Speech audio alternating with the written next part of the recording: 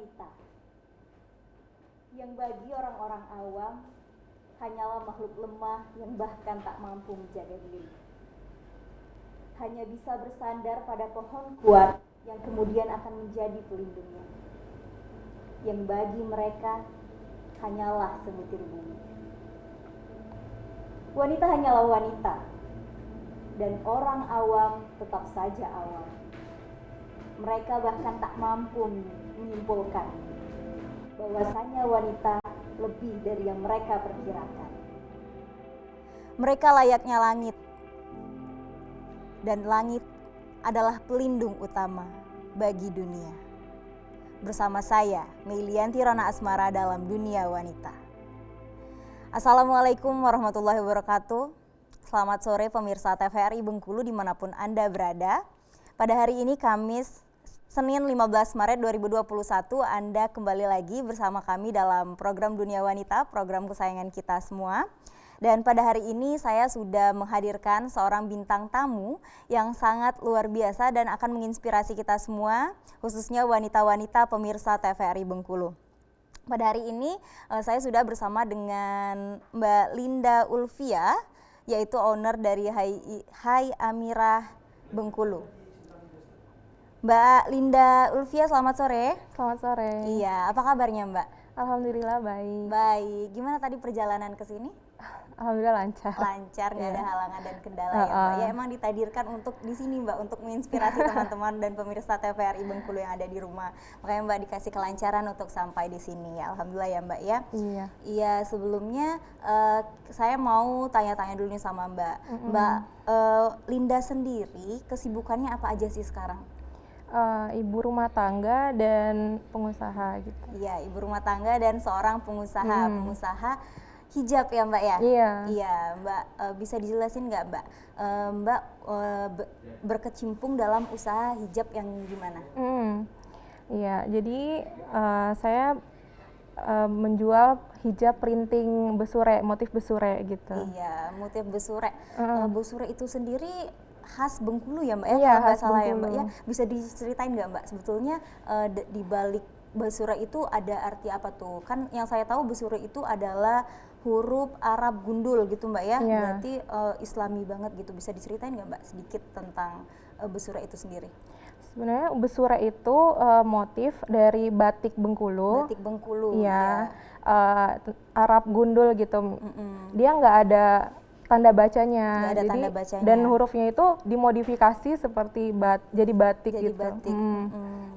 Itu emang khas Bengkulu gitu Mbak ya? Iya. Untuk di Provinsi Bengkulu sendiri itu berbeda nggak sih Mbak tiap daerah itu atau sama semua maksudnya per kabupaten atau kota gitu untuk besurenya? Kebetulan saya pernah jalan-jalan ke tempat produksi batik besurek itu ternyata ada sejarahnya gitu-gitu dan di setiap tempat itu beda-beda, ada kopi, ada burung kual gitu-gitu. Tapi sama ya Mbak ya, tetap menjurus ke Arab gundul tadi gitu. Ada itu jenisnya Arab gundul. Iya. Ada macam-macam jenisnya. Macam-macam, tapi kembali lagi itu batik besure khas Bengkulu kayak gitu. Iya Mbak ya. Selanjutnya saya ingin menanyakan nih tentang bisnis yang saat ini sedang Mbak jalankan. Di antaranya tadi ya bisnis hijab printing khusus batik besure gitu Mbak ya. Asal mula berdirinya bisnis itu sendiri gimana sih Mbak? Sebenarnya waktu dulu 2013-2014 itu saya kuliah di Tangerang. Di Tangerang, merantau.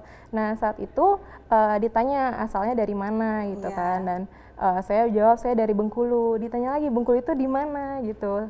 Dikira Bengkulu itu ada di Pulau Kalimantan. Di Pulau Kalimantan. Nah dari situ saya terketuk untuk bikin suatu produk yang memberikan nilai suatu yang ciri khas Bengkulu gitu. Ciri khas Bengkulu. Akhirnya saya terpikir oh ya udah saya bikin hijab printing Besure. Iya, berarti tujuan utamanya itu untuk memperkenalkan Provinsi Bengkulu ini Iya. sendiri, Mbak, ya, yang berarti masyarakat di luar sana ada yang belum tahu nih Bengkulu itu di Banyak, mana. 90% rata-rata yang nanya ke saya Bengkulu itu di mana, dan rata-rata bilangnya itu di Kalimantan. Itu di gitu. Kalimantan. Mereka teman-teman Mbak wajib diundang nih ke Iya. Bengkulu supaya mereka juga lihat Bengkulu itu indah juga kok. Iya, Mbak ya. Selanjutnya untuk bisnis Mbak sendiri ini, hijab printing ini terinspirasi dari mana nih, Mbak? Inspirasi utamanya? Saat itu banyak juga merek-merek yang jual hijab printing, tapi motifnya itu kayak bunga abstrak gitu-gitu. Berarti emang sudah ada Mbak ya Ada. inspirasi gitu. Saya juga pernah lihat itu kayak hijab printing motif Nusantara gitu Mbak ya, yang ada brand tertentu yang pernah saya lihat itu. Iya. Itu bisa jadi waktu itu inspirasi Mbak bisa juga dari sana waktu itu bisa jadi ya. Iya. Gitu emang kayak gitu. Emang banyak sih, tapi maksud saya kan memang usaha hijab ini sudah sangat banyak nih Mbak, sudah menjamur di mana-mana orang jual hijab gitu. Nah, mengapa Mbak tetap memilih bisnis hijab? Mbak. Karena kecintaan saya terhadap daerah kelahiran saya Bengkulu, jadi saya karena saya lihat belum ada gitu, nggak tahu ya, cuma saya belum melihat adanya hijab printing motif Besure. Iya. Mungkin udah ada sekarang, nggak tahu ya. Cuma jadi waktu Mbak mendirikan bisnis belum ada gitu. Jadi ini unik nih gitu kan. Jadi tapi kita bikin desainnya bukan sekedar Besure aja, tapi dipadukan jadi lebih stylish gitu. Jadi mengikuti zaman sekarang gitu. Ada motif Besure campur tabot, Besure bercampur bunga kopi gitu-gitu. Rafflesia. Rafflesia. Gitu-gitu. Iya. Untuk bisnis ini sendiri Mbak sudah jalankan berapa lama? Sekitar 1 tahun lebih. 1 tahun lebih. Untuk sebelumnya Mbak mengenal bisnis hijab ini sendiri untuk produksi dan sebagainya macamnya itu Mbak kursus atau otodidak atau memang Mbak sudah ada mentor mengikuti pelatihan-pelatihan seperti itu Mbak? Sebenarnya saya dari kecil tuh suka ngelihat kain gitu, suka megang-megang kain, bahan-bahan, suka datang ke toko kain, toko-toko tekstil gitu. Jadi dari situ saya mulai deh cari-cari bahan, terus saya produksi sendiri. Awalnya saya jualnya hijab polos gitu, hijab yang nggak ada motifnya, yang langsung dari bahan terus kita jahit, terus langsung dijual gitu. Langsung dijual. Nih dari sekian banyak bahan, menurut Mbak sendiri bahan yang paling bagus untuk digunakan sebagai hijab itu bahan apa sih Mbak? Voal. Voal. Iya. Itu kenapa bagusnya? Karena dia mudah dibentuk, dingin, dan dia tuh tegak gitu. Mudah membentuk wajah gitu, iya. framing wajah gitu Mbak ya. Iya. Nih Mbak, untuk bisnis hijab ini sendiri kan saya lihat memang seperti yang saya bilang tadi sudah banyak kompetitor lah, kita bisa bilang di sini kompetitor Mbak ya, karena bukan 1 atau 2, itu banyak sekali Mbak ya nih. Untuk teknik promosinya, untuk cara Mbak memasarkan untuk produk Mbak itu sendiri gimana sih Mbak? Pertama kita mulai dari jualan di mall, salah satu mall di Bengkulu, dan melalui online-nya kita juga ada di Instagram. Dan juga kita endorse selebgram gitu. Selebgram influencer di Bengkulu khususnya Mbak ya. Iya. Jadi itu memang salah satu teknik marketing yang sangat dijalankan saat itu memang dari media sosial. Iya, media sosial. Ya. Karena orang-orang juga itu nggak lepas dari gadget, ya kan Mbak, betul. Ya. Jadi, tapi Mbak juga mengikuti pelatihan gitu nggak untuk cara promosi gitu, kan banyak nih sekarang pelatihan entrepreneur kayak gitu, Mbak juga ngikutin nggak?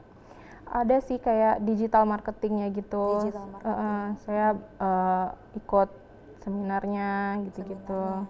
Kan sekarang ada di Instagram itu ada yang Instagram promote gitu, yang sponsor kalau kita beriklan di Instagram gitu-gitu. Berarti nggak cuma dari mulut ke mulut, berarti memang ada digitalnya juga tadi seperti yang Mbak bilang ya Mbak ya. Ini Mbak, dari sekian banyak konsumen untuk hijab motif Besure ini sendiri, paling banyak nih konsumennya itu dari mana sih Mbak? Dari Bengkulu. Dari Cuma Bengkulu ada juga yang dari luar kota yang ketika berkunjung ke Bengkulu jadikan hijab ini jadi oleh-oleh Jadi gitu. oleh-oleh.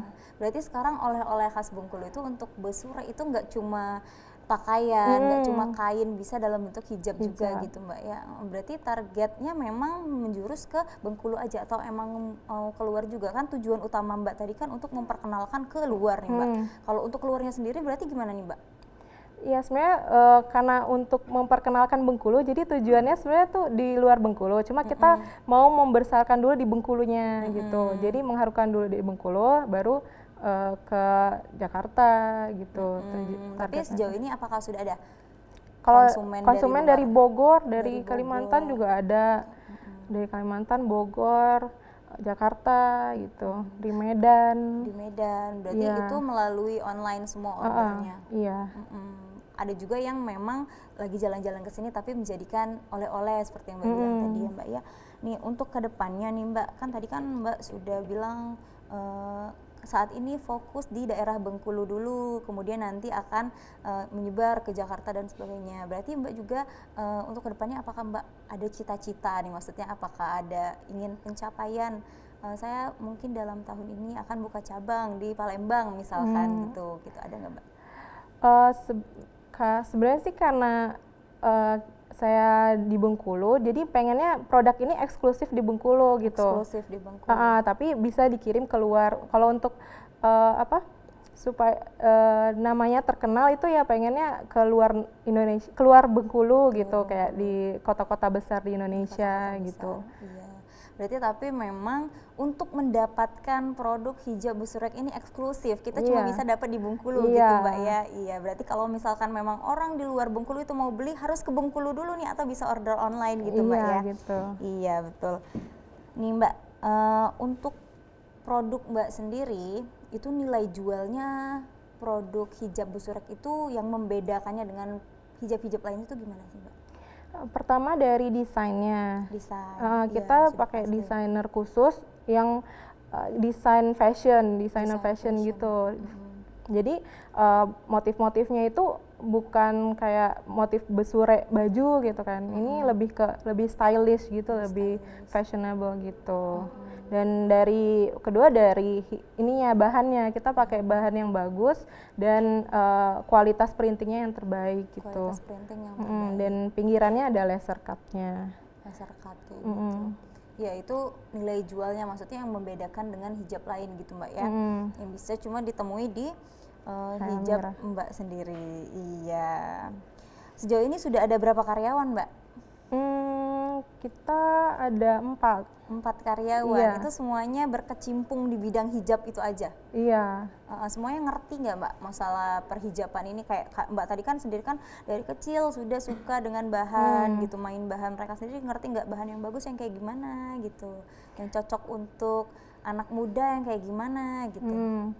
Kan bahan itu banyak ya, dan kita juga menjual bahan-bahan yang hijab-hijab yang bahan polos gitu. Nah awal-awal karyawan itu nggak tahu gitu cara membedakan ini hijab apa. Jadi pertama ya dikenalin dulu. Mbak sendiri yang kenalin? Iya, dipegang gitu kan, kayak ini bahannya serat kayak gini tuh bahan ini gitu. Sampai akhirnya sekarang mereka sudah tahu. Mbak sendiri yang ngajarin berarti ya? Masih terjun langsung gitu Mbak ya, nggak ngelepas ini. Tapi untuk produksi sendiri gimana Mbak? Apakah Mbak melibatkan karyawan gitu dalam proses produksinya? Iya, kita kalau printing kan di luar Bengkulu. Nah, kalau yang jahit logonya gitu kita masih karyawan juga. Masih karyawan juga. Berarti untuk printing dan sebagainya macamnya itu ada rekanan gitu Mbak ya? Vendor, konveksi vendor gitu. Berarti Mbak sendiri juga nggak terjun langsung atau saya punya alatnya sendiri gitu-gitu enggak? Belum. Oke, baiklah. Ya Mbak, untuk karyawan itu sendiri tadi apakah ada pelatihan khusus atau apa sih Mbak untuk memperkenalkan mereka lebih jauh tentang hijab Besurek ini sendiri? Kebetulan karyawan-karyawan yang saya pilih itu dari Bengkulu gitu. Dari Bengkulu ini sendiri. Jadi udah tahu kan, jadi saya juga belajar, saya kan bukan asli Bengkulu, tapi saya juga belajar bahasa-bahasa Bengkulu. Jadi kadang besureknya itu saya kasih nama bahasa lokal, bahasa Rejang gitu. Oh iya, Kayak Meluok gitu-gitu. Kayak gitu Mbak ya. Ini Mbak, untuk karyawan Mbak tadi yang berjumlah 4 orang Mbak ya sampai dengan saat ini ya, apakah Mbak ada treatment khusus untuk karyawan Mbak sendiri? Kita memperlakukan karyawan itu kayak keluarga gitu. Kayak keluarga, jadi di dekat rumah. sama karyawan gitu. Nggak, jadi perlakuannya ya kayak ngomong ke adek gitu. Ngomong ke adek. Jadi ya mungkin itu salah satu tips juga Mbak ya untuk supaya karyawannya jauh lebih nyaman kerja sama kita gitu Mbak ya. Nih mungkin saya mau nanyain masalah bisnis Mbak tadi nih, kembali lagi nih. Karena bisnis Mbak ini sendiri, seperti kata saya kan mungkin banyak kompetitor ya, yang menurut saya karena sudah banyak ya. Apakah ada kendala nih dari bisnis Mbak sendiri? Tapi tahan dulu ya Mbak, kita kembali lagi setelah ini. Pemirsa, kita akan jeda sejenak, kami akan kembali lagi setelah jeda pariwara berikut ini. Tetaplah bersama kami dalam Dunia Wanita.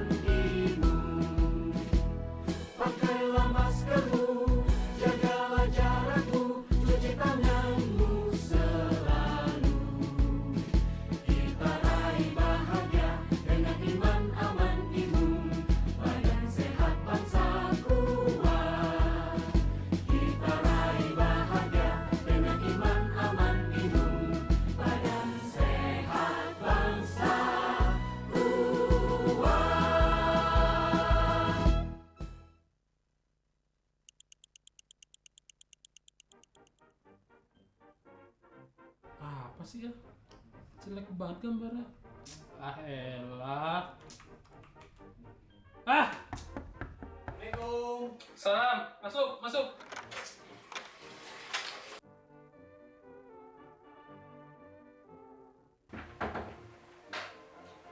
Ada apa? Lihat tuh. Ya elah, hari gini masih pakai TV analog.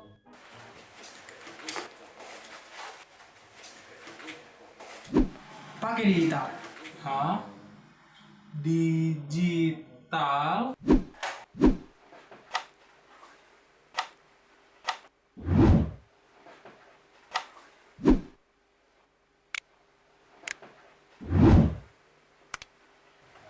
Nah, gimana? Bagus kan gambarnya? Oh, jadi ini digital.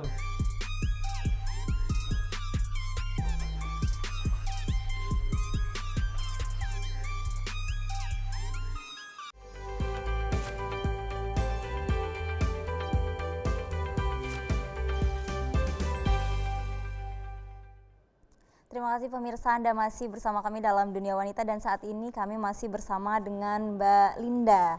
Ya Mbak, kita lanjut nih ke pertanyaan yang tadi Mbak ya. Kan dari selama Mbak menjalani bisnis hijab busrek ini sendiri, pasti kita nggak luput dari yang namanya kendala Mbak ya. Iya. Nih, kendala dalam bisnis ini apa nih Mbak? Mengingat banyaknya kompetitor seperti yang saya bilang tadi. Kendalanya sih banyak ya. Pertama dari memperkenalkan nilai hijab kita ini kan. Banyak konsumen itu yang nggak tahu kualitas bahan gitu. Jadi ketika mereka datang terus dikiranya ini hijab biasa gitu. Bahkan pernah ditawar sampai 40.000, 30.000 gitu untuk satu hijabnya. Terus kendalanya lagi kita harus mulai berinovasi terus dengan desainnya kan. Kita yang karena nilai yang kita tawarkan itu desain yang stylish itu. Jadi apalagi nih ide-ide gitu kan yang bakal bagus dan bisa diterima di pasaran seperti itu. Ya, dan bagaimana kita tetap menjaga kualitas bahan kita. Kadang kan banyak tuh bahan-bahan yang kayak ada yang KW-nya gitu kan, grade-grade-nya gitu. Gimana kita bisa tahu nih bahan ini tuh yang ori-nya gitu. Itu sih. Itu kendalanya Mbak ini. Kalau yang kayak tadi kan ada kendala juga di masalah desain kan, Mbak butuh ide-ide baru gini. Sebenarnya Mbak mendapatkan ide-ide itu dari mana aja sih Mbak? Maksudnya apakah ada panutan gitu? Apakah Mbak ada buku panduan sendiri untuk ide-ide di desain hijab ini Mbak? Kalau ide-ide itu didapat ketika sedang jalan-jalan gitu kan. Saya tinggal di Bengkulu, jadi jalan-jalan ngelihat, oh ada bangunan ini, ada bunga ini, ada motif kayak gini gitu. Jadi ya itu sih yang menginspirasi untuk motif-motifnya gitu. Motif-motifnya. Berarti dari lingkungan Bengkulu ini sendiri Mbak ya, maksudnya memang Bumi Bengkulu ini memberikan ide untuk bisnis Mbak sendiri gitu Mbak ya. Nih Mbak, ini apakah bisnis ini adalah bisnis pertama? Sebelumnya udah banyak saya mulai bisnis itu. Dulunya jual peralatan kamera-kamera kecil yang kayak white lens gitu-gitu. Terus jualan banyak sih jualannya. Nah mulai kesini jualan hijab gitu. Terus jadi kan saya punya pengalaman gitu kan dari jual-jual yang dulu yang sebelum hijab ini gitu kan. Nah terus ya itu sih yang bikin saya jadi berani untuk ya udah nih fokus di hijab ini gitu. Apa yang membuat Mbak berani supaya fokus di hijab ini tadi? Karena passion saya kan di dunia fashion gitu kan. Dari kecil suka warna, suka melihat bahan gitu-gitu, suka mix and match gitu-gitu. Jadi karena kita suka dengan sesuatu, jadi kita tuh lupa kalau kita tuh sedang bekerja gitu. Iya betul. Kalau kata orang itu hobi yang digaji ya Mbak ya, hobi yang menghasilkan itu suka Mbak ya. Mbak sebelum Mbak jual hijab nih, apakah Mbak langsung jual punya toko gitu-gitu nggak sih Mbak? Oh enggak, kita pertama jualan itu yang hijab polos itu pertama jualnya online aja di Jakarta waktu masih kuliah. Nah setelah itu sudah tamat jualan di Bengkulu, dan jualannya itu di di pinggiran pantai itu, pinggiran jalan. Jualan itu lumayan sih antusiasnya, dibilang wah bagus ini bahannya gitu kan. Nah mulai deh karena udah pede karena kan bahannya dibilang bagus kan, kita kan sangat berhati-hati dalam pemilihan bahan gitu. Nah akhirnya mulai mencoba desain untuk printing hijab. Jadi ya udah keterusan sampai sekarang gitu. Yang pertama kali mensupport Mbak nih dalam urusan bisnis ini siapa? Yang pertama kali mensupport itu orang tua, papa ya. Jadi kebetulan saya dulu itu bukan di bidang fashion ini kan.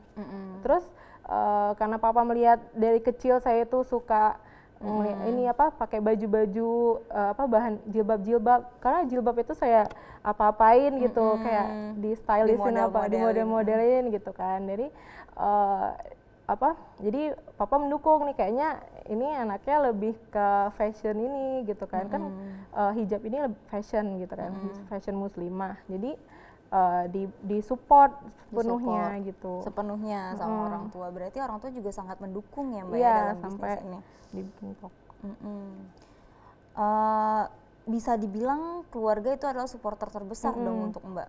Iya. Kalau peran suami gimana Mbak? Juga sangat mendukung. Kan waktu pertama berdiri belum punya suami. Belum punya suami waktu kalau itu. Sekarang kan kita 24 jam. Kalau seorang entrepreneur itu kan bekerja 24 jam gitu kan. Jadi malam-malam mikir gimana ya besok promosinya gitu-gitu, terus model apa lagi yang bakal keluar gitu-gitu. Jadi dukungan penuh dari suami itu penting banget. Penting banget. Suami juga ngasih ide-ide baru gitu nggak sih Mbak? Iya, jadi kan kebetulan sama-sama di ini manajemen kita ya, jadi jadi nyambung gitu ngomongnya gitu. Nyambung. Jadi dukung penuh gitu dan ngasih ide juga kalau misalnya, oh kayak model ini tuh udah ada di pasaran gitu-gitu, jadi buat model baru gitu. Iya betul. Nih Mbak, untuk tantangan terbesar Mbak selama menjalani bisnis ini gimana? Tantangan terbesarnya itu ya bikin desainnya sih, kayak desain ini tuh diterima nggak ya di pasar gitu. Warna ini diterima nggak ya di pasaran. Jadi dalam memilih warna dan motifnya itu agak tricky sih gitu. Agak tricky. Berarti tantangan terbesarnya sendiri adalah saat kita terbentur dengan desain gitu Mbak ya. Kalau saat terbentur kayak gitu, cara Mbak mengatasi tantangan sendiri itu gimana sih Mbak? Di print gitu, dicoba aja gitu. Terus alhamdulillah ya diterima gitu. Berarti Mbak itu coba mix and match sendiri gitu ya.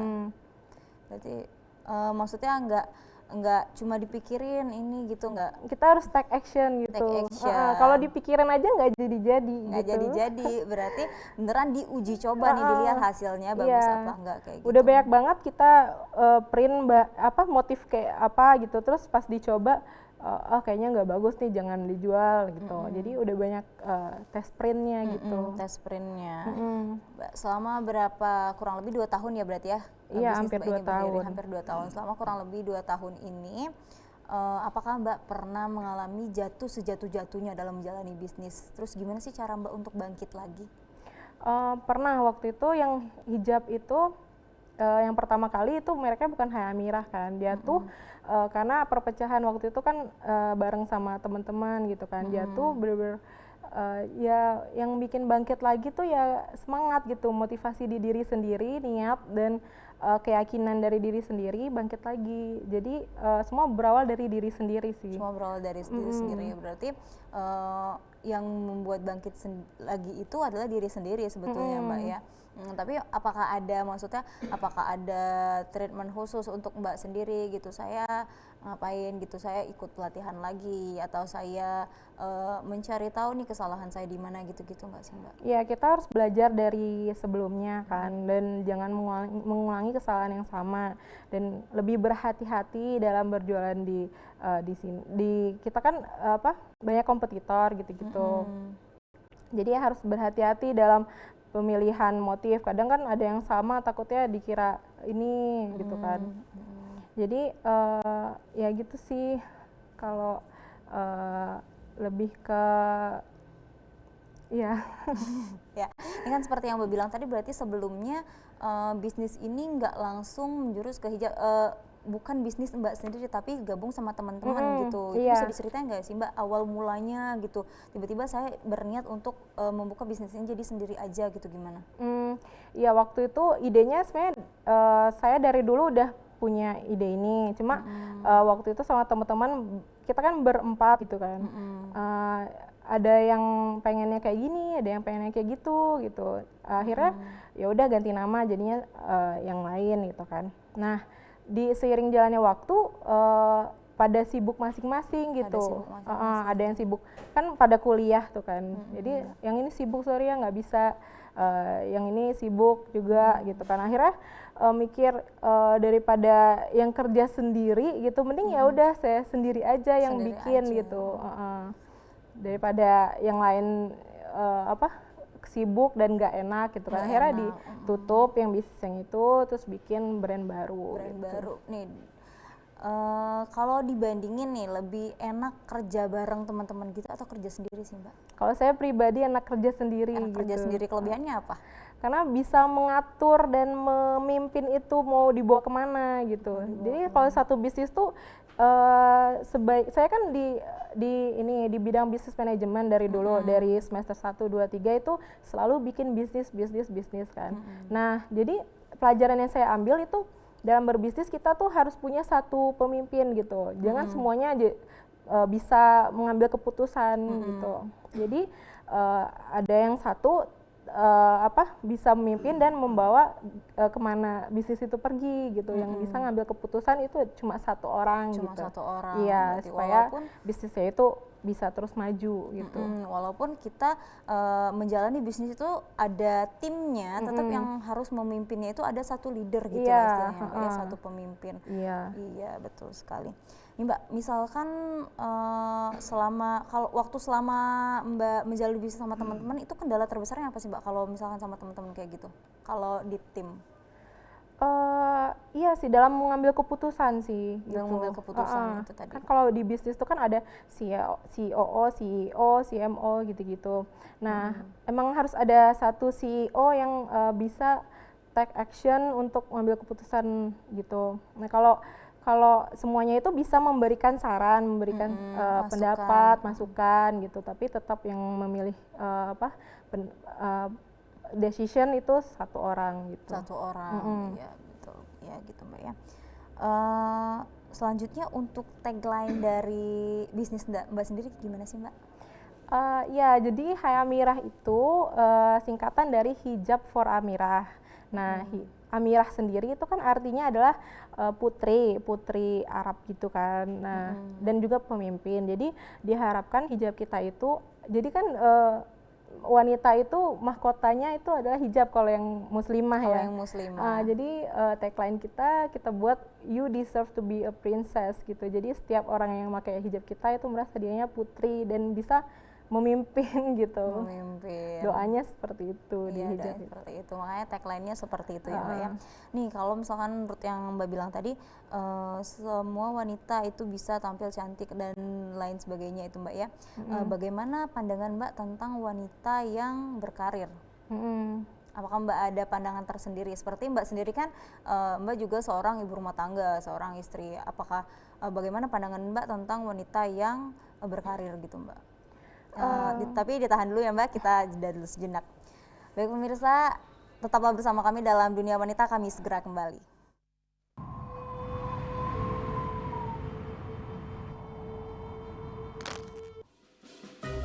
Woi. Woi, di sana segalanya. Nggak usah lah ngambil sampah tuh. Lah tugas pemerintah kita membersihkan sampah tuh. Woi sana, sampah di sini banyak. Kalau bukan kita, siapa lagi? Iya, Dek. Betul tuh, Dek. Dia lah. Woi sana. Kita nengok pengumuman tuh. Mato tuh dipakai. Mato. Woi sana. Kalau bukan kita, siapa lagi yang nak bersihkan sampah kok?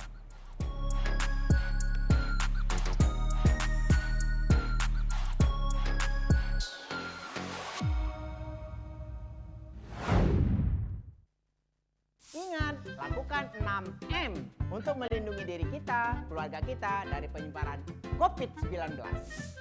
M pertama, menggunakan salam syar'i. M kedua, menggunakan masker.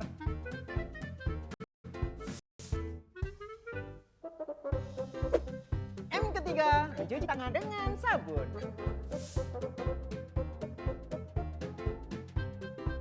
M keempat, menjaga jarak.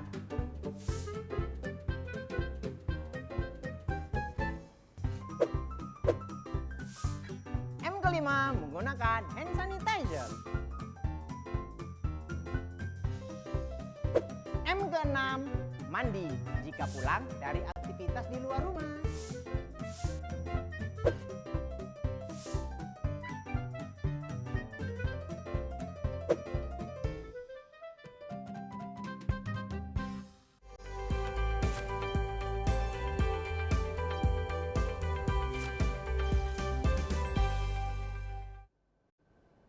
Terima kasih pemirsa, Anda masih menyaksikan Dunia Wanita dan saat ini kami masih bersama dengan Mbak Linda Ulfia selaku owner dari Hai Amirah Hijab Besurek. Ya Mbak, kita lanjut nih tadi ke pertanyaan yang tadi nih Mbak. Saya tadi nanyain tentang suka duka ya Mbak ya? Iya. Suka dukanya nih Mbak. Gimana Mbak suka duka bisnis dalam bidang fashion gitu Pak, dari awal sampai akhirnya? Suka dukanya, sukanya ya alhamdulillah diterima masyarakat gitu, dan misalnya jalan gitu kan ngelihat ada yang pakai hijab itu wah senang banget gitu kan. Dukanya ya paling apa ya, itu sih lebih ke tantangan gitu, dalam memilih apa sih tren hijab nanti, mau launching apa lagi nih motifnya gitu-gitu. Berarti nggak ada nih duka yang benar-benar yang sampai aku down nih sama usaha aku, gimana sih biar maju gitu-gitu? Oh ya, pernah yang waktu brand pertama itu pecah gitu kan, itu benar-benar itu cita-cita aku loh. Waktu itu pengen bikin brand hijab, terus tiba-tiba pecah, bukan pecah sih, lebih mengundurkan diri untuk fokus ke kuliahnya gitu-gitu kan. Terus jadi kayak ibaratnya kita udah semangat banget nih mau ngembangin bisnis, terus pada mundur gitu kan. Akhirnya down banget waktu itu, tapi akhirnya punya apa, motivasi sendiri apa nih, penyemangat di diri sendiri. Ayo bisa, walaupun sendiri nih pasti bisa gitu. Itu gimana sih waktu itu caranya untuk bangkit kembali waktu itu? Ya take action sih sebenarnya. Jadi apapun kalau dipikirin itu nggak bakal jadi gitu. Jadi apapun yang sebenarnya apapun yang lagi dihadapin itu jangan dipikirin, tapi ya dipikirin tetap cuma misalnya udah dipikiran, ya udah take actionnya gitu. Jadi biar bisnis itu tetap jalan. Tetap gitu. jalan, gimana baiknya Mbak ya. Ini Mbak, saya tertarik nih untuk mengulas tentang manajemen bisnis itu sendiri Mbak ya. Menurut Mbak sendiri dari bidang sisi manajemen, Mbak sendiri kan lulusan manajemen ya. Gimana sih manajemen yang baik untuk dalam sebuah bisnis itu sendiri Mbak? Manajemen yang baik itu sebenarnya apa ya, kita tuh bisa manage gitu kan. Tapi pasti bakal ada kayak hal yang tidak stabil. Misalnya dalam berbisnis kan pasti ada aja kayak, oh bulan ini nggak bisa dikontrol nih, misalnya lagi lebaran, produksinya dari vendornya itu kepenuhan gitu kan. Jadi hal yang nggak bisa kita kontrol itu kita lihat dari sisi helikopter view gitu. Jadi jangan lihat satu titik, jadi kita mundur lihat ke belakang, oh masih ada nih alternatif print di vendor lain misalnya gitu. Jadi jangan menganggap suatu hambatan itu buntu gitu. Jadi kita harus mundur ke belakang lihat alternatif lainnya. Ya. Untuk masalah manajemen karyawan sendiri ada nggak sih Mbak sebetulnya? Kita lebih ke memberikan reward gitu, kayak kalau misalnya karyawan itu mencapai target, kita nggak ada target sih sebenarnya, cuma lebih ke dikasih reward gitu, achievement gitu. Ya walaupun kita nggak ada targetnya, jadi dia achieve apa gitu nggak ada sih, karena nggak ada targetnya kan. Tapi misalnya setiap bulan gitu kita adain outing gitu, outing karyawan, jadi biar lebih have fun gitu karyawan. Mereka juga punya feel lebih gitu Mbak ya. Iya betul sekali. Nih Mbak, untuk toko sendiri sekarang udah berapa cabang sih Mbak? Udah 2. Udah 2 cabang. Baru buka. Baru buka sendiri. Itu kontrolnya gimana untuk 2 cabang? Kontrolnya kita dari sistemnya, kita kan terhubung gitu kan dalam satu sistem. Kalau dari ininya kita ya bolak-balik gitu ngontrolnya, kayak monitoringnya gitu kan. Jadi ya harus sebenarnya kalau dalam satu bisnis itu nggak bisa bisa sih sebenarnya kita lepas, cuma kalau bisnis yang menurut saya itu kita harus terjun langsung gitu, jangan dilepas kayak dilepas langsung. Kita harus kayak tag misalnya lihat tuh di toko kita harus terjun langsung, oh kayak gini bagusnya kayak gini gitu. Jangan semuanya karyawan yang supaya kita ngaturnya. Juga tahu lebih kurangnya kita itu di mana gitu, evaluasi diri sendiri sih. Mbak ya gitu ya, monitornya. lebih kayak gitu. Baik nih Mbak, untuk masalah membagi waktu nih Mbak sendiri sebagai seorang istri tentunya yang saat ini sudah jadi istri Mbak ya. Iya. Nih, sebagai seorang istri, sebagai seorang ibu rumah tangga juga, yang ibu rumah tangga itu suatu profesi yang 24 jam nonstop, saya Iya. juga tahu itu. Dan juga sebagai entrepreneur tentunya, gimana sih Mbak cara Mbak membagi waktu di sela-sela kesibukan yang pasti tetap menjalankan kewajiban sebagai seorang istri dan lain sebagainya, itu gimana Mbak? Sebenarnya kita alhamdulillah kerja sama gitu antar suami dan istri, misalnya kayak pembagian tugas gitu-gitu. Jadi nggak semuanya dikerjain istri gitu. Jadi teamwork gitu kita rumah tangganya gitu. Kadang bagian nyuci piring gitu-gitu suami, saya yang masak gitu. Jadi nggak harus suatu pekerjaan tuh ini tugasnya istri nih, enggak gitu kalau kita teamwork gitu. Berarti nggak ada job desk tersendiri gitu, emang dibagi-bagi aja gitu ya Mbak ya. Berarti untuk membagi waktunya gimana sih Mbak? Pagi, siang, sore, malam, pagi di mana, siang di mana gitu? Oh iya, kalau jadi kan saya sama suami di toko yang satunya, saya di sininya. Kalau bagi waktunya ya apa yang bisa dikerjain ya dikerjain aja gitu, nggak terlalu yang dibagi-bagi kayak gimana gitu. Jadi misalnya ada waktu ini kita mikirin strategi ini gitu, strategi penjualan atau strategi produksi gitu-gitu. Baik nih, ini kembali lagi nih kayak yang saya bilang tadi, pandangan Mbak terhadap wanita karir di satu sisi. Tadi kan seperti yang sudah saya tanyakan ke Mbak, bagaimana Mbak membagi waktu itu sendiri. Mbak sendiri juga sebagai seorang entrepreneur ya Mbak ya, sibuk di bidang bisnis fashion tentunya. Gimana sih tanggapan Mbak tentang wanita yang berkarir? Sebenarnya wanita karir dan wanita yang ibu rumah tangga itu sama-sama hebat. Semua wanita itu hebat ya.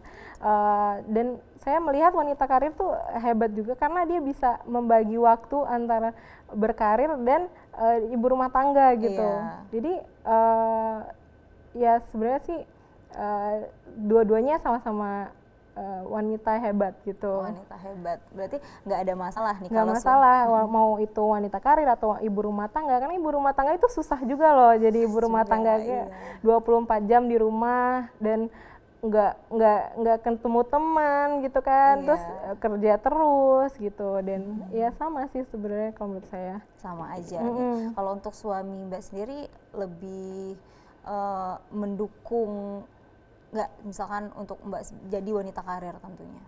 Kalau suami lebih mendukung saya untuk bekerja di rumah, karena kan toko dan rumah itu dekat kan, jadi untuk ngatur toko dan ngatur rumah itu jadi gampang gitu. Jadi daripada kerja berkarir, katanya biar lebih nyantai di rumah aja Di gitu. rumah aja gitu. Sambil ngurus toko. Ngurus toko tentunya. Nih Mbak, untuk balik lagi nih saya mau penasaran sama hijab ini sendiri. Untuk fashion yang hijab ini kan di bidang fashion. Untuk fashion yang Mbak ambil ini arah kiblatnya kemana sih Mbak? Arahnya lebih ke ya Besura itu tadi sih, Bengkulu. Bengkulu berarti emang.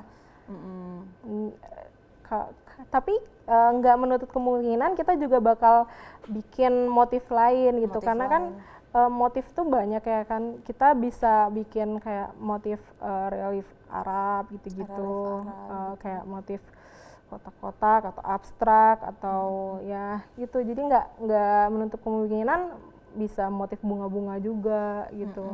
Nggak harus melulu tentang basurek, tapi tetap ciri khas dari bisnis Mbak sendiri itu di basurek itu sendiri. Kayak signature-nya. Nanti ada juga motif lain, tapi tetap kita keluarkan besureknya gitu. Besureknya gitu, yang memang sudah menjadi ciri khas gitu dari produk Mbak sendiri. Mbak, untuk produksi sendiri itu dalam 1 bulan itu berapa banyak tuh Mbak produksinya? Produksinya sekitar 1 bulan itu bisa nggak nentu sih. Tapi paling banyak berapa, paling dikit berapa? Paling banyak pernah hampir 1.000 hampir gitu. 1.000 produksi. 1.000 pieces. Iya. Paling sedikit? Ya 100 100 gitu. gitu. Itu semuanya habis gitu Mbak? Iya, alhamdulillah habis. Alhamdulillah habis. Heeh. Berarti emang target pasarnya di sini di Bengkulu ini masuk gitu Mbak ya? Baik nih Mbak. Nih selanjutnya kan sekarang kita sedang memasuki masa pandemi COVID-19 nih Mbak. Banyak sekali usaha atau bisnis yang down, yang memang semua sektor itu down, seperti sektor bukan cuma fashion ya, di kuliner dan sebagainya macamnya. Nih bagaimana sih kondisi bisnis Mbak sendiri terkait dengan pandemi COVID-19 ini? Tapi kita bisa jawab setelah jeda iklan berikut ini Mbak ya. Baik pemirsa, kami akan kembali setelah jeda pariwara berikutnya. Tetaplah bersama kami dalam Dunia Wanita.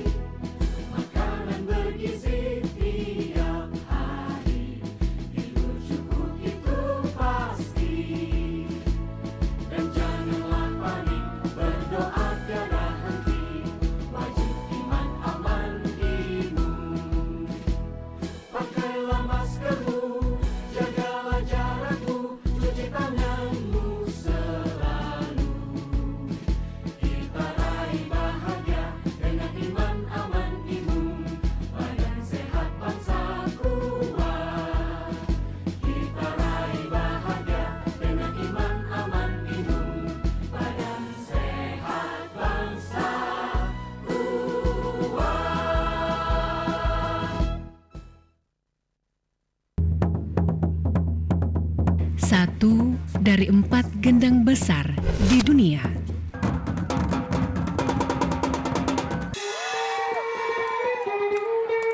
Gendang besar tanpa resonator.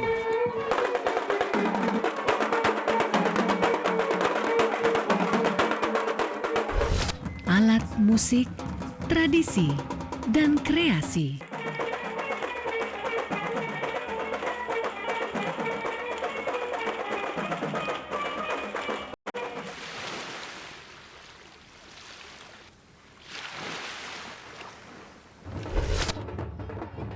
Bicara alat musik Bengkulu, bicara dol, tradisi, kearifan, bicara dol, bicara Bengkulu.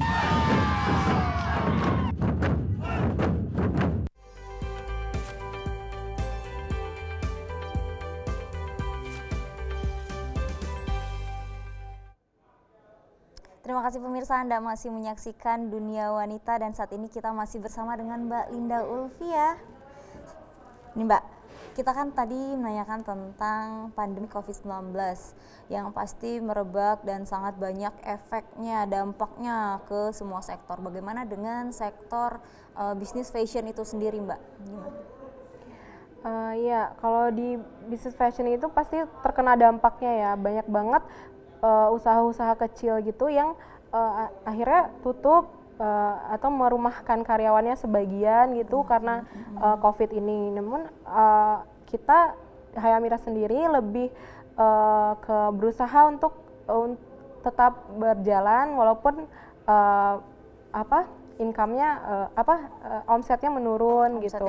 Iya, jadi gimana pun kita harus bisa berinovasi, membuat sesuatu yang baru, jadi orang itu nggak bosan untuk beli hijab kita gitu. Baik, itu intinya tetap berinovasi aja Mbak ya. Nih tapi saya juga lihat beberapa ada data yang menunjukkan itu kalau selama masa pandemi ini justru lebih banyak nih orang yang berbelanja melalui online shop. Itu gimana sih Mbak? Iya, karena kan di rumah aja ya, jadi Di kan rumah kita aja. bosen gitu ngelihat sosial media aja gitu kan, dan ngelihat iklan-iklan atau lihat promosi-promosi dari online shop gitu kan. Jadi tergiur akhirnya. jadi meningkat penjualan dari segi online-nya gitu, karena kan orang takut untuk berbelanja offline kan, untuk keluar rumah gitu. Jadi kita gencar di online-nya, penjualan online-nya, kayak kita buka di e-commerce gitu-gitu. Iya. Berarti selama berapa bulan kebelakang ini, 1 tahun lah ya selama COVID ini, berarti lebih banyak income dari bisnis online nih Mbak ya? Sebenarnya enggak juga sih. Enggak juga? Kalau dari bisnis Hayamira sendiri lebih banyak di offline. Offline, gitu. tetap orang Tetap. yang datang langsung. Karena kan itu hijab, orang tuh lebih pengen megang gitu. Megang, untuk mastiin langsung iya, Mbak ya? bahannya dingin atau enggak gitu. Iya sih. Mbak, untuk masalah barang nih Mbak, kan kita tadi kan kata Mbak sampai produksi itu pernah sampai 1.000 per bulan kayak gitu. Itu untuk barangnya itu misalkan nggak habis nih, saya penasaran aja nih Mbak, misalkan barang yang nggak habis terjual, itu gimana sih Mbak? Atau memang dijualin sampai habis kayak gitu? Karena kan kalau untuk kuliner misalkan kita nggak habis kan ya sayang, basi gitu. Kalau misalkan barang hijab kan enggak, itu gimana sih Mbak? Kalau hijab itu kan ada yang polos gitu kan, dan itu sepanjang masa, modelnya ya tetap laku sama. gitu kan. Ada yang model tertentu yang sekarang udah nggak ini lagi, udah nggak hit lagi, ya paling kita diskon gitu, Dikasih paling diskon kasih gitu, salah satu diskon triknya. and your sale atau gimana gitu. Untuk menghabiskan barangnya dan sampai akhirnya habis juga tapi Iya. gitu Mbak ya. Untuk manajemen keuangnya kalau di Mbak gimana sih Mbak? Maksudnya untuk manage masuknya keluarnya itu gimana sih Mbak? Manajemen keuangan yang baik itu gimana? Pastinya setiap pencatatan itu harus sedetail mungkin ya. Sedetail mungkin. Jadi kita kebetulan pakai satu sistem gitu, jadi kita terbantu dengan pencatatannya kan. Jadi sistem itu terkoneksi dan jadi datanya itu valid gitu kan. Ya gitu sih pencatatan, tapi kita juga ada pencatatan manualnya juga. Catatan manual. Tetap, karena kan takutnya sistem itu lagi down atau apa gitu kan. Jadi kita pakai dua cara, pakai sistem dan manual. Untuk manajemen keuangan Mbak sendiri dibantu sama karyawan? Enggak, kalau keuangan tetap sendiri. Tetap sendiri kayak gitu. Karena untuk biaya produksi dan sebagainya macamnya gitu ya Mbak ya. Iya. Baiklah. Selanjutnya nih untuk konsumen nih Mbak. Kan tadi kan ada banyak berbagai macam konsumen nih yang tertarik sama hijab nih. Di balik banyaknya konsumen, adakah cerita lucu gitu Mbak yang sampai sekarang masih ingat nih, ada nih konsumen yang bukan artinya nyeleneh ya, tapi maksudnya emang yang diingat aja sampai sekarang gitu Mbak? Ya itu tadi sih yang mungkin dia nggak tahu bahan gitu kan. Jadi pernah sampai ditawar 20.000 gitu untuk satu hijabnya. Itu kan kalau kita kan hijabnya itu pakai packaging kotak gitu. Jadi ya agak sakit sih pas ditawar. Ini enggak 20.000 aja nih, ini kan biasa aja ini Bu, ini kita jelasin ini motifnya besure. Pas dikasih tahu, oh ini motif besure, ini printing Bu gitu, bukan sablon atau apa gitu. Iya, berarti memang ada ya konsumen yang nggak tahu gitu, nggak paham lah, tentang bahannya gitu-gitu. Nih, tadi kan Mbak bilang ada yang tawar sampai 20.000. Memangnya harga hijab yang Mbak jual itu kisaran berapa sampai berapa tuh Mbak? Terus pertimbangannya apa aja untuk harga-harganya itu sendiri? Kita jual harganya sebenarnya awalnya 195. Cuma kita lihat daya beli masyarakat Bengkulu, maksudnya yang sehari-hari kita lihat ya, itu jadi kita turunin harganya karena lihat daya beli masyarakat tuh sering nawar gitu. Jadi kayak ya udahlah, kita turunin jadi 175 dengan packaging box itu. Itu untuk rentang harganya sama semuanya? Iya, sama. Sama. Untuk polos ini sama semua? Sama semua. Oh iya, berarti memang yang sudah polos dipatok. beda kalau yang polos. Oh, yang polos beda lagi tuh. Iya. Jadi Kan polos itu cuma bahan kita laser cut atau kita jahit gitu. Untuk yang printing aja. Ya, untuk yang printing aja yang harga segitu Mbak ya. Berarti ada patokan harga tersendiri untuk semua modelnya seperti itu gitu. Kita kalau yang termurah ada yang 20.000 itu untuk bahan yang biasa, kayak yang sehari-hari dibeli masyarakat gitu. Dan paling mahal itu kita juga ada bahan kayak sutra gitu, itu di harga 250 gitu. 250 segitu Mbak ya. Nih terus Mbak untuk masalah apa namanya packaging kayak gitu Mbak semuanya packaging sendiri, ide sendiri kayak gitu. Kita pakai kotak eksklusif gitu, pakai hardbox gitu. Dan pas dibuka itu ada tulisannya you deserve to thank be a you princess card gitu, thank you thanks card, card ya gitu. Dan tapi banyak juga yang lucunya juga customer itu bilang ini nggak usah pakai kotak deh, berapa harganya gitu. Ditawarkan. Iya, ini untuk pakai sendiri gitu. Ya udah kita kasih ini harganya. Jadi kita pisahin antara harga kotak sama nggak pakai kotak gitu. Kalau untuk sosial media sendiri itu untuk konten sosial medianya itu Mbak sendiri yang bikin apa gimana Mbak? Iya, kita masih sendiri gitu untuk ide-ide promosi untuk konten di sosial medianya masih sendiri. Masih sendiri semuanya. Iya. Berarti kayak cari model dan sebagainya macamnya itu masih sendiri atau Mbak sendiri yang jadi model? Iya, saya sendiri yang jadi modelnya. Karena kan fotografer sendiri gitu. Iya, kita masih startup gitu ya. Jadi untuk meminimalisir cost-nya. Tapi kita juga ada kebetulan teman bantu juga ada yang mau jadi model. Jadi teman gitu-gitu paling ya. Manfaatin yang ada aja dulu Mbak ya. Karena masih awal, masih merintis gitu Mbak ya. Tapi sebenarnya nggak merintis sih Mbak, kalau udah ada cabang berarti udah lumayan. Kalau misalkan merintis itu betul-betul merintis loh Mbak. Nih, tadi kan saya balik lagi nih ke pertanyaan yang tadi. Mbak otodidak berarti ya belajar untuk bisnis ini sendiri. Nah, apakah orang tua Mbak sendiri mengajarkan gitu? Ini sebenarnya hijab yang bagus tuh yang kayak gini, motif yang bagus tuh yang kayak gini gitu-gitu nggak sih? Iya, saya juga konsultasi sama mama gitu kan mama dari dulu suka hijab-hijab gitu kan, hijab-hijab motif gitu-gitu. Jadi setiap ada desain aku nanya sama mama gitu, ini gimana motifnya gitu. Jadi ya ibarat mentor lah. Mentor lah ya, desain konsultan. Jadi konsultasi dulu ya. Iya. Kalau masalah ini manajemen gitu-gitu juga nanya sama orang tua juga karena kan orang tua saya juga berkecimpung di bidang perdagangan gitu dari dulu banget. Jadi kan pengalamannya udah lama. Jadi saya punya 2 mentor dari sisi motifnya dan dari segi pemasarannya juga gitu. Dari orang tua tentunya. Iya, berarti orang tua perannya di sini juga bukan cuma sebagai supporting tapi mereka juga sebagai mentor gitu ya. Berarti ketika jatuh bangunnya juga orang tua berperan sangat penting juga ya Mbak ya. Iya, dan juga menyemangati lah. Ini bagus Dinda, ayolah bikin aku percaya diri lagi untuk bikin hijab sore gitu. Nih orang tua sendiri nggak pernah masalah nih untuk Mbak sendiri memilih jalan saya ingin berbisnis, saya ingin menjadi seorang entrepreneur padahal Mbak sendiri kuliah gitu. Maksudnya kan banyak orang tua sekarang tuh ada yang membatasi anaknya, kamu karena kamu lulusan kuliah kamu harus kerja kayak gitu. Orang tua Mbak sendiri nggak masalah? Awalnya untuk saat saya berkuliah disuruh fokus dulu ke kuliahnya gitu kan. Dan setelah lulus dibebaskan gitu, tapi dicoba dulu kecil dulu gitu, skala kecil dulu. Karena kan kalau misalnya enggak itu kan kita enggak terlalu rugi besar gitu kan. Kita coba kecil terus nambah lagi jadi agak besar gitu. Jadi agak besar sampai akhirnya. Iya, berarti tapi enggak ada kamu harus kerja, nggak boleh kamu bisnis itu nggak pernah gitu.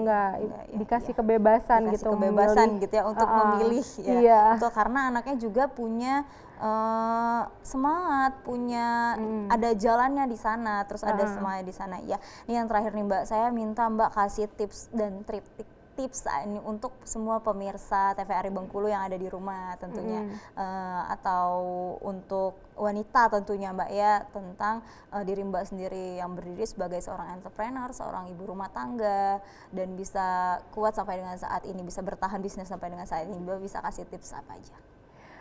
Jadi tips untuk wanita di luar sana yang pengen berbisnis tapi takut gitu kan, atau mungkin udah berbisnis tapi masih skala kecil takut untuk memperbesarkan, tipsnya itu lebih ke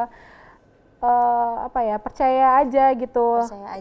Percaya aja dan take action gitu. Jadi rezeki kan ada yang ngatur, jadi kita coba aja jualan gitu. Nah kalau untuk inovasinya itu banyak banget, kita tuh inspirasi dari YouTube lah, dari Pinterest gitu-gitu.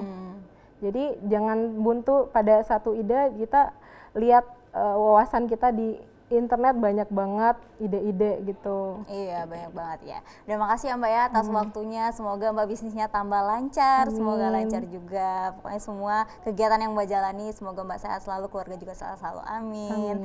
Ya baik pemirsa, itulah tadi perbincangan kita dengan Mbak Linda yang sangat memotivasi kita dengan ceritanya, bisnisnya, sampai dengan saat ini beliau sudah memiliki 2 cabang. Baik pemirsa, menjadi seorang wanita itu harus lebih kuat dari kuatnya lelaki. Menjadi seorang wanita itu juga harus serba bisa dari serbanya lelaki.